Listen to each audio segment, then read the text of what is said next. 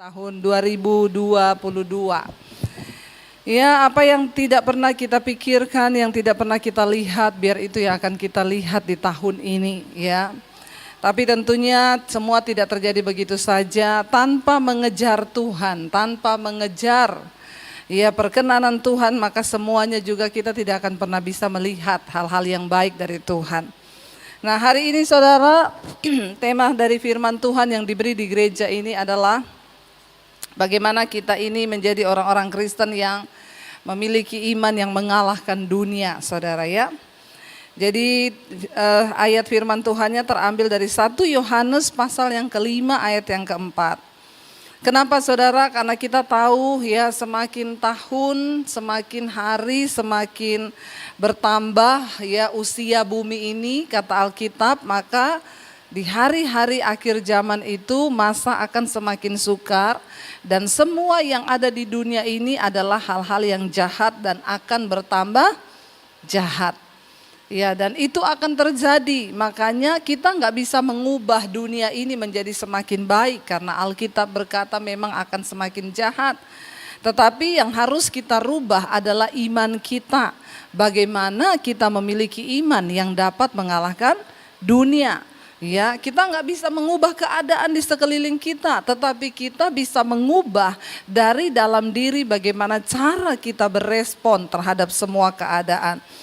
Iya, 1 Yohanes pasal yang keempat ayat yang kelima, kita baca sama-sama ayat yang keempat.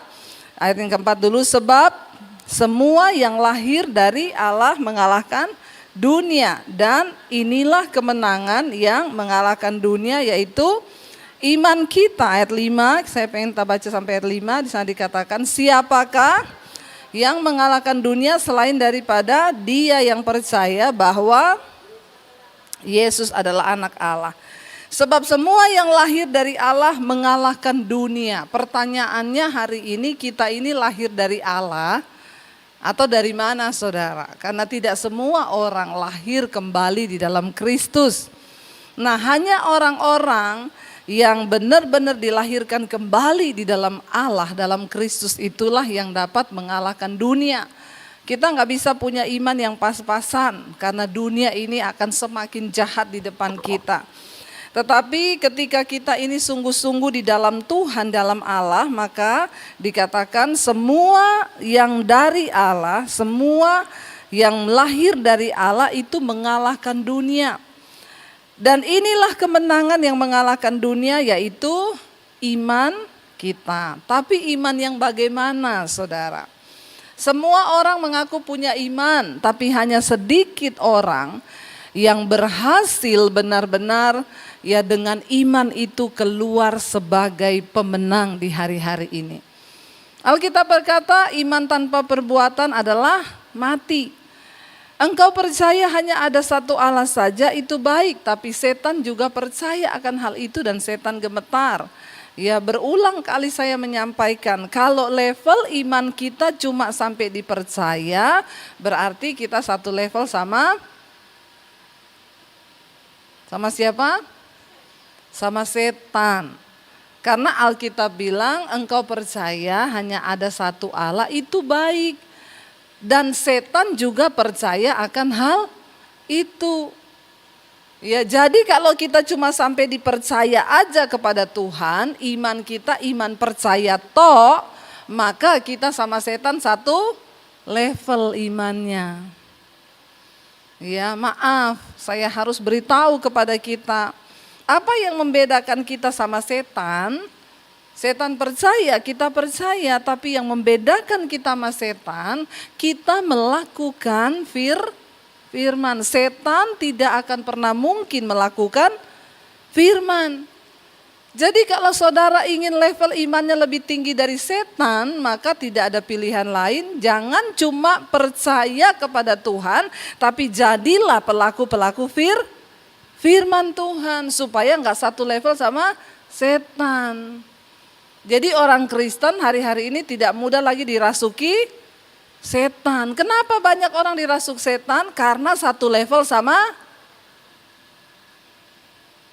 siapa yang mau tahun ini imannya lebih tinggi dari setan ya? Jangan sampai menyepelekan setan. Kenapa? Setan itu juga punya kuasa loh. Karena memang pada awalnya setan itu adalah malaikat yang kemudian dibuang karena memberontak. Jadi dia punya dari sana itu kuasa. Tapi karena dia gelap, ya jadinya kuasanya gelap. Nah kalau kita cuma percaya sama Tuhan, enggak melakukan firman, maka kita tanpa kuasa. Bagaimana iman kita menjadi iman yang berkuasa mengalahkan dunia ini? Ya kita harus jadi pelaku firman. Supaya kita bisa menantang setan, bahkan mengalahkan setan, kata firman Tuhan. Karena firman Tuhan itu memiliki kuasa yang luar biasa. Jangan cuma jadi pendengar, tapi jadi pelaku firman. Ayat ini berkata saudara, sebab semua yang lahir dari Allah akan mengalahkan dunia. Kenapa dunia harus dikalahkan, pertanyaannya? Kenapa sih Bu kita ini tinggal di dunia, kita mau kalahkan dunia ngapain? Ya kita tahu bersama semua yang ada di dalam dunia ini adalah kegelapan, adalah kejahatan. Jadi saya mau cerita, pertama kali ketika Lucifer memberontak dari sorga, dia malaikat pemimpin pujian. Alkitab berkata akhirnya Lucifer dibuang kemana saudara? Ya, dilempar kemana sama Tuhan ketika dia berbuat dosa, dibuang ke bumi. Waktu itu bumi masih kosong. Lalu Tuhan menciptakan manusia serupa dan segambar dengan Allah. Lalu manusia juga ngikut setan, memberontak terhadap Tuhan, pengen jadi sama seperti Tuhan. Tanpa kita sadari seringkali dalam hidup ini kita pun juga berlaku sama, pengen jadi sama kayak Tuhan. Semua hidupnya mau diatur sendiri, itu artinya pengen menyamai Tuhan. Kita harus mengakui bahwa Tuhan, saya tidak mampu apa-apa di hidup ini tanpa anugerah-Mu. Bahkan bernafas pun saya itu hanya kasih karunia Tuhan. Jangan jadi sama seperti setan yang ingin menyamai Allah. Semua dia pegang kendali. Pokoknya Tuhan, uangku ini aku yang pegang kendali. Tuhan gak usah ikut-ikut campur dengan uangku. Nanti kalau sudah keblenyoan, ya udah gak punya duit, baru datang sama Tuhan. Tuhan berkati dong keuanganku. Malaikat bilang pret. Ya, mari kita jadi orang Kristen yang mulai belajar menyerahkan semuanya ke dalam tangan Tuhan. Jangan jadi sama seperti setan yang pengen jadi sama seperti Allah. Lalu akhirnya manusia memberontak di hadapan Tuhan, berbuat dosa, dan Alkitab berkata akhirnya manusia dibuang kemana? Dari Taman Eden manusia dibuang ke bumi. Jadi kita sama setan itu di dunia ini satu nusa kambangan. Supaya saudara tahu kenapa kita harus bisa mengalahkan dunia ini. Karena sesungguhnya tempat kita bukan di dunia ini. Ya, tempat kita itu harusnya berada dekat dengan Tuhan di Taman Eden. Akibat pemberontakan manusia, akhirnya dia dibuang. Setan duluan dibuang ke sini, lalu manusia menyusul. Jadi yang lebih pintar siapa di dunia ini? Setan. Dan Yesus berkata, dunia dan segala isinya itu telah diserahkan kepada dalam tangan si jahat. Kenapa kita harus mengalahkan dunia? Pertanyaannya ayat ini berkata, semua yang lahir dari Allah mengalahkan dunia. Dan inilah kemenangan yang mengalahkan dunia, yaitu iman kita. Kenapa sih Bu dunia itu harus dikalahkan? Karena semua yang ada dalam dunia ini jahat. Coba kita lihat 1 Yohanes pasal yang kedua ayat yang ke-15. 1 Yohanes 2 ayat yang ke-15. Baca sama-sama 1, 2, 3 saudara. Janganlah kamu mengasihi dunia dan apa yang ada di dalamnya. Jikalau orang mengasihi dunia, maka kasih akan Bapa tidak ada di dalam orang itu. Ngeri gak saudara? Kita harus tahu dulu ya, kenapa kita harus kalahkan dunia? Karena Alkitab berkata kalau kamu tidak mengalahkan dunia, kamu mengasihi dunia, maka sudah pasti kasih akan Bapa tidak ada di dalam diri kita. Dunia selalu bertentangan dengan Tuhan.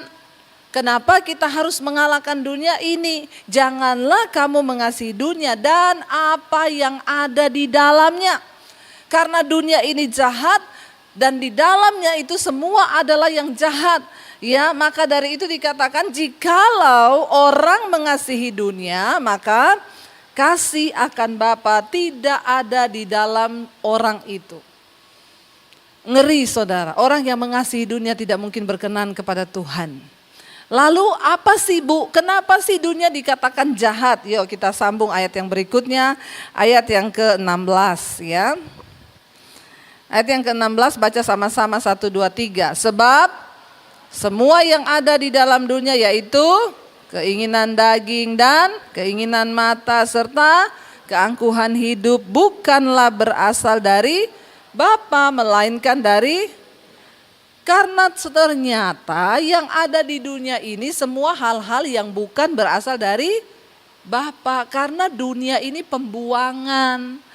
Ya, nusa kambangan tadi, setan dibuang di nusa kambangannya di dunia sini, kita juga dibuang di sini.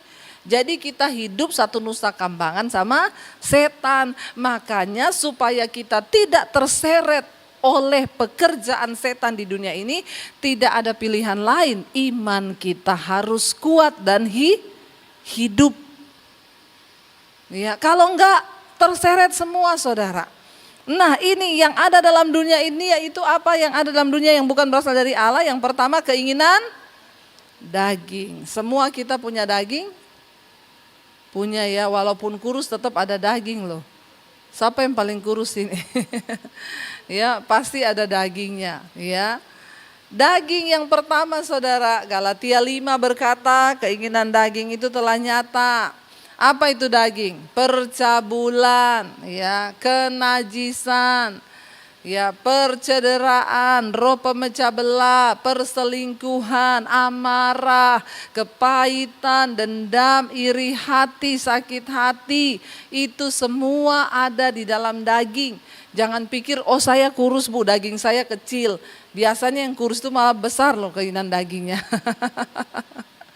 Ya, jadi kita ini nggak dilihat dari gendut atau kurusnya. Saya sih membela orang-orang yang gendut hari ini ya. Apalagi setelah tahun baru dan Natalan nih pasti pada naik semua ini timbangannya ya.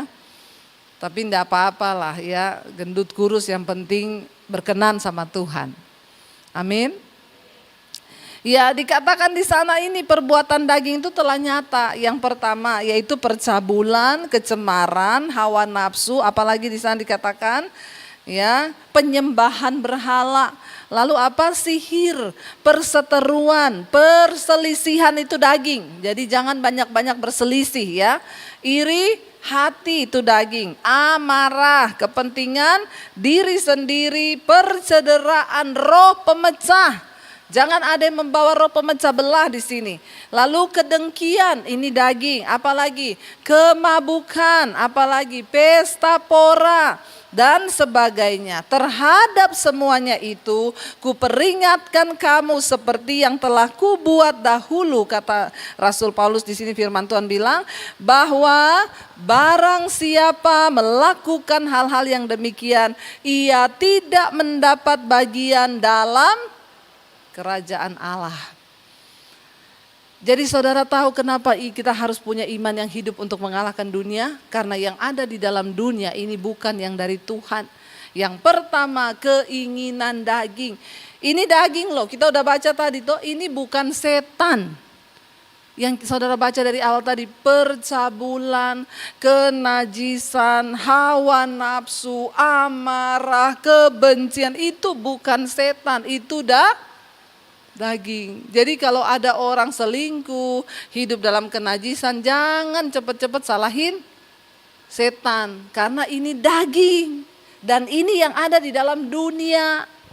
Ya, makanya kita harus punya iman yang kuat untuk mengalahkan ini. Lalu yang kedua, kita balik ke 1 Yohanes 2 tadi ayat yang ke-16.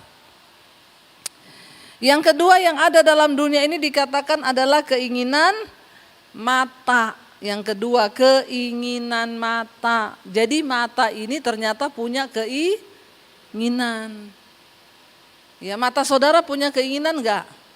Wah ingin terus Bu, lihat itu pengen, lihat bajunya orang keren ya beli lihat itu wah keren ya beli Hati-hati sama keinginan mata. Sering kali kita tidak menyadari bahwa hal-hal ini dapat memperbudak kita ya dan membuat kita tidak berkenan pada Tuhan. Keinginan mata kalau itu selama masih bisa ya silakan, tetapi jangan kebangetan. Ada orang yang beli tas setiap seminggu tuh beli tas satu, beli tas lagi, beli tas lagi, beli tas lagi. Enggak pernah puas saudara. Beli baju, beli baju, beli baju. Ya mari kita mengendalikan diri kita. Hati-hati dengan yang namanya keinginan mata. Yesus berkata, mata adalah pelita tubuh. Jika matamu gelap, maka gelap seluruh hidupmu. Tetapi jika matamu baik, engkau memandang perkara-perkara surgawi, perkara-perkara ilahi yang engkau pandang, maka teranglah seluruh hidupmu. Jangan buat matamu gelap saudara, makanya ada istilahnya iya mata gelap Bu. Ya selalu pengen, lihat orang begini pengen, lihat orang begitu pengen. Kita perlu berdoa saudara, supaya kita menekan semua yang ada di dalam daging kita ini. Ya ini ya Lukas 11 ya dikatakan matamu adalah pelita tubuhmu. Jika matamu baik teranglah seluruh tubuhmu. Tetapi jika matamu jahat maka gelaplah seluruh tubuhmu. Ya bicara tentang gelap tubuh di sini bukan kulit hitam atau kulit putih. Jangan pikir oh saya putih aman nih terang tubuh saya. Ya ini di mata di pandangannya Tuhan. Kalau kita matanya gelap, matanya jahat, memandang dunia ini tidak sesuai cara pandang Tuhan, maka semuanya itu juga akan menjadi gelap. Kenapa ada orang rela jadi simpenan? Ya, jadi pelakor. Kenapa ada orang-orang rela melakukan kejahatan demi dapatkan uang dan lain sebagainya? Karena matanya gelap. Dia berpikir bahwa ketika dia memiliki sesuatu di dunia ini, wah orang akan berkata, wow dia hebat. Dia lupa saudara bahwa ya, kenapa banyak orang Kristen masuk dalam masalah keuangan, terlilit utang kanan kiri, karena tidak bisa jaga mata. Di tahun yang baru ini mari kita ngurang-ngurangi beban hidup. Ya ingat bagaimana caranya, nggak usah kebanyakan gaya, amin. Karena hukum fisika berkata tekanan itu berbanding lurus dengan gaya. Berarti semakin banyak gayamu semakin banyak tekanan hidupmu. Jadi bagaimana mengurangi tekanan? Kurangi bilang kanan kirimu kurangi gaya. Jangan terlalu bergaya. Biar tidak banyak tekanan gitu ya. Kenapa? Karena orang gak bisa menguasai pandangan matanya ya, sehingga dia mengikuti apa yang matanya pengen dan terjebak di dalam. Kita berdoa saudara. Saya beriman tahun ini menjadi tahun kemenangan bagi kita. Kita menang atas dosa itu duluan nomor 1. Karena kita tidak mungkin diberkati kalau masih hidup di dalam dosa. Nomor 1 bertobat, menang atas dosa. Perkatakan Tuhan tahun ini saya mau menang terhadap dosa saya. Yang masih terikat dengan film porno, yang masih terikat dengan kenajisan percabulan, yang masih terikat dengan amarah, kebencian, kepahitan. Bilang tahun ini Tuhan aku mau menang terhadap dosa. Aku mau menang terhadap karakter, tabiat-tabiat burukku Tuhan. Setelah engkau menang terhadap semua yang buruk, maka engkau akan masuk ke level berikutnya, menang terhadap keuangan. Siapa yang mau menang terhadap keuangan tahun ini? Ya, enggak utang terus Tuhan. Ya masa tiap hari deg-degan gara-gara jatuh tempo. Ya berdoa saudara, Tuhan sanggup. Jangan tanya bagaimana caranya Bu, hidup dengan pengharapan di dalam Kristus. Saya kemarin ketemu seorang ibu, diajak kita makan bersama. Lalu dia cerita kepada saya, Bu saya ini pendengar mesbah doa dari awal di Maret yang lalu. Ketika pandemi dimulai Bu, saya itu bertubi-tubi berat ya, karena dia di bidang properti, anaknya juga bergerak di bidang properti, semuanya mogok, bukan cuma nggak ada pemasukan Bu, terlilit hutang. Anak-anak saya utang banyak Bu, sampai dia bilang saya berdoa kepada Tuhan, Tuhan ambil nyawa saya pengen mati aja supaya selesai semua urusan. Lalu tiba-tiba dia bilang, dia mendengar satu suara yang bilang, kok egois banget, pengen mati, lari dari masalah. Terus anak-anakmu bagaimana mereka menjalani hidup dengan lilitan hutang? Lalu dia bilang, saya berdoa Bu, saya bersyukur di awal pandemi itu saya menemukan channel Ibu, Mesbah Doa, dan saya setiap malam berdoa. Saya berharap lalu iman saya bangkit Bu, saya berdoa, tiba-tiba bos saya yang lama nelpon saya, dia bilang, kamu pandemi gini ngapain, gak kerja? Iya gak kerja bos, udah ikut saya lagi jualan. Dia cuma berpikir, jualan di tengah badai masa pandemi begini, mana ada yang mau laku. Tetapi dia melangkah dengan iman, dia percaya bahwa itu Tuhan yang kirim. Lalu dia lakukan saudara apa yang di depannya dipercayakan sama bosnya untuk jualan lagi.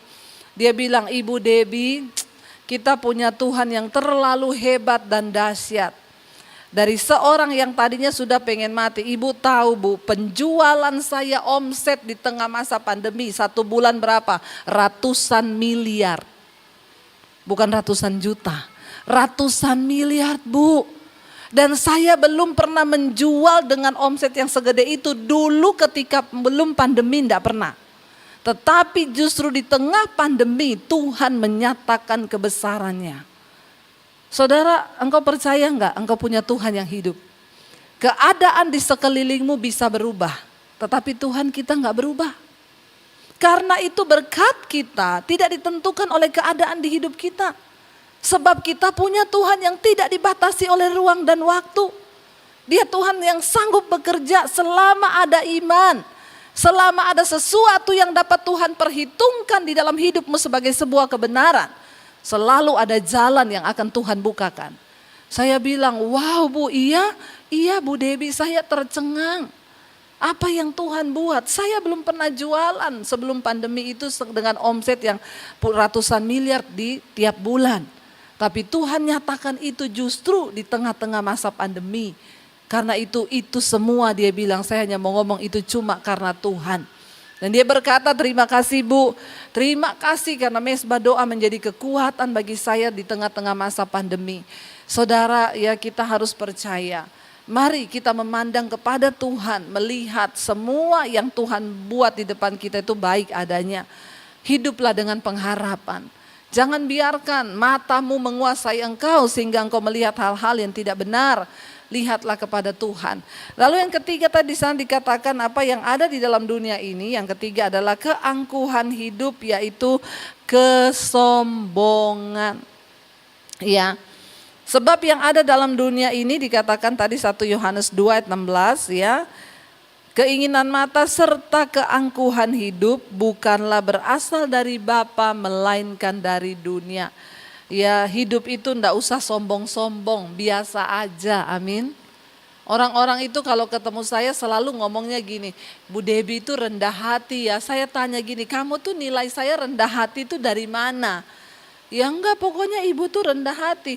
Lah emang apa yang harus kita sombongkan? Kita ini napas aja pinjem dari Tuhan, amin. Napas aja kita nih pinjem dari Tuhan. Ya, kemarin teman saya datang ke rumah saya, saudara, ada ucapan syukur. Dia lihat saya ngepel rumah, saya ngepel teras, saya cuci piring. Dia bilang, ya ampun sekelas Debbie Basir masih ngepel, masih nyuci piring. Saya bilang, emang kenapa? Ya inilah kita ya. Maksudnya, ya emang kenapa? Saya bilang, saya dari dulu begini, gak ada yang berubah. Dia bilang, iya ya gak usah sombong-sombong ya Bu. Mau sombong apa yang mau disombongkan saudara? Yang ada dalam dunia dikatakan keangkuhan hidup, kesombongan. Orang yang sombong itu sama dengan orang yang menentang Tuhan dan hidupnya tidak mungkin diberkati. Mari kita berdoa hari-hari ini supaya kita buang semua keangkuhan hidup. Ya angkuh, ya kaya sombong biasa, miskin sombong juga banyak.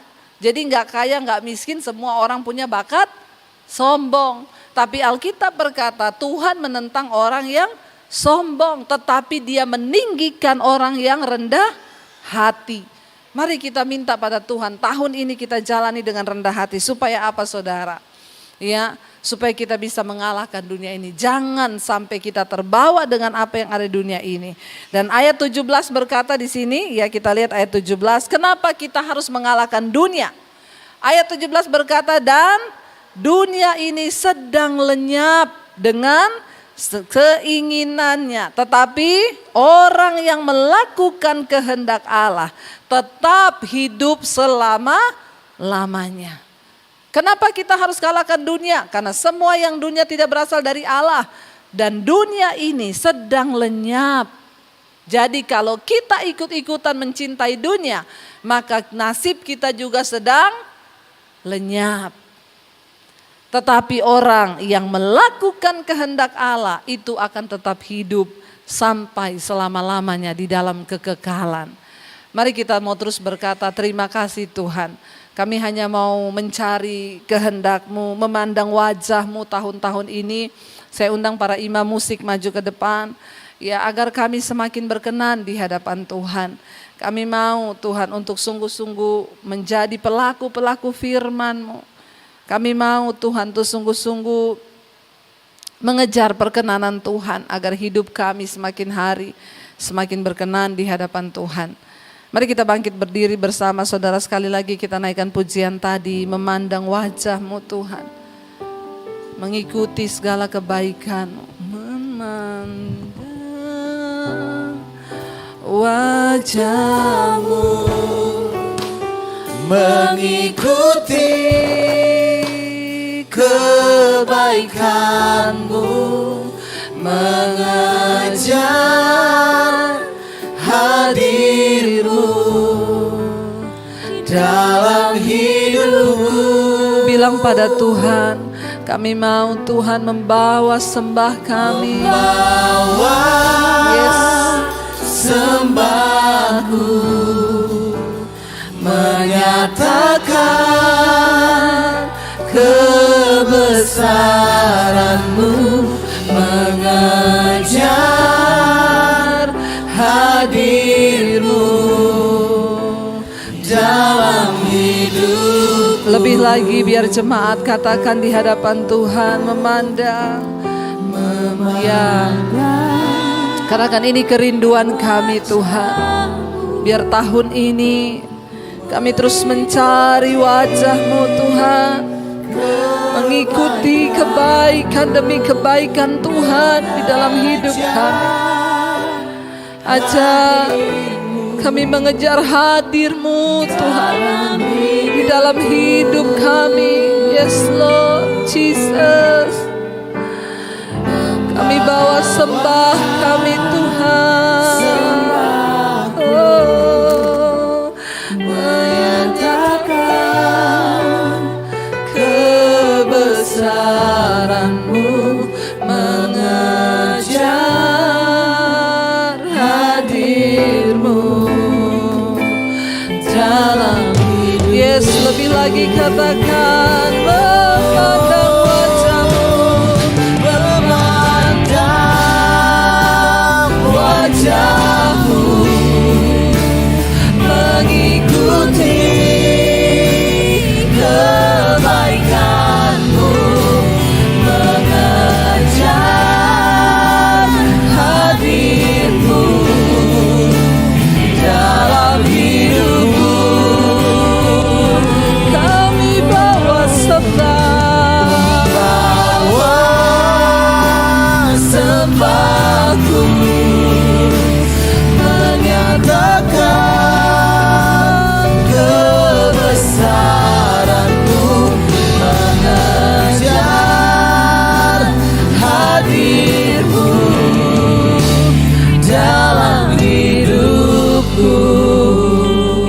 Ini kerinduan kami Bapa, biar tahun ini iman kami semakin kuat di dalam Engkau, sehingga kami punya iman yang mengalahkan dunia ini. Kami tidak tertipu dengan dunia ini, tapi kami mau mengejar apa yang berkenan kepada Tuhan. Berkati umat-Mu Tuhan, mereka yang hadir pada siang ini, apapun yang menjadi pergumulan persoalan mereka, Tuhan topang dengan kekuatan kuasa-Mu Bapa, agar hidup mereka semakin hari semakin diangkat oleh Tuhan. Bahkan tahun ini kami akan melihat kemenangan demi kemenangan di dalam hidup kami. Kami menang terhadap segala dosa kami menang terhadap keuangan kami menang terhadap penderitaan, kami menang terhadap sakit penyakit, karena Tuhan yang menyertai kami. Terima kasih Bapa, kami mengucap syukur buat hari ini. Segala pujian, hormat, kemuliaan hanya bagi Tuhan. Berkati semua yang mengambil bagian dalam pelayanan, tidak ada satupun yang kehilangan upah. Bahkan umat-Mu Tuhan, mereka akan pulang dengan bersorak-sorai. Mari buka hati dan tangan-Mu di hadapan Tuhan. Terimalah berkat dari Allah Bapa, cinta kasih Tuhan Yesus Kristus, penyertaan Allah Roh Kudus akan menyertai hidupmu mulai hari ini, bahkan sampai kali yang kedua Tuhan Yesus datang menjemput kita. Namamu tercatat di dalam kitab kehidupan. Di dalam nama Tuhan Yesus yang percaya, diberkati, disertai Tuhan, katakan bersama, amin. Amin.